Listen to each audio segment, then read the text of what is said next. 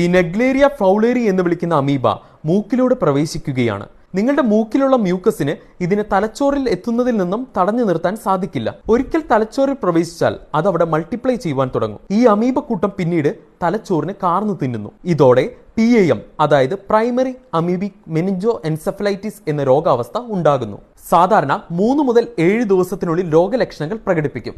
ശക്തിയായ പനി, തലവേദന, ഛർദി, ഓക്കാനം, കഴുത്തിൽ ഒരു സ്റ്റിഫ്നെസ് പോലെ, ടേസ്റ്റ് സ്മെല്ലെല്ലാം കുറയുക, ഹലൂസിനേഷൻ, കാഴ്ച പ്രശ്നങ്ങൾ, പരസ്പര ബന്ധമില്ലാതെ സംസാരിക്കുക എന്നിവയെല്ലാം കാണാവുന്നതാണ്. ഇനി ഇത് വരാതിരിക്കാൻ ശ്രദ്ധിക്കേണ്ട കാര്യങ്ങളിൽ ഒന്ന്, വാമായിട്ടുള്ള വെള്ളത്തിൽ നീന്തുന്നതും ഡൈവ് ചെയ്യുന്നതും ഒഴിവാക്കുക. 2, വെള്ളത്തിലുള്ള ആക്ടിവിറ്റീസിൽ ഏർപ്പെടുമ്പോൾ നോസ് ക്ലിപ്പ് ഉപയോഗിക്കാൻ ശ്രദ്ധിക്കുക.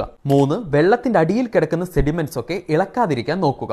വെള്ളത്തിൽ പോയതിന് പിന്നാലെ ഇത്തരം രോഗലക്ഷണങ്ങൾ പ്രകടിപ്പിച്ചാൽ ഡോക്ടേഴ്സിനെ ഉടനെ സമീപിക്കേണ്ടതാണ്. ഇനി മറ്റുള്ളവരുടെ അറിവിനായി ഈ വീഡിയോ ഇപ്പൊ തന്നെ ഷെയർ ചെയ്യൂ.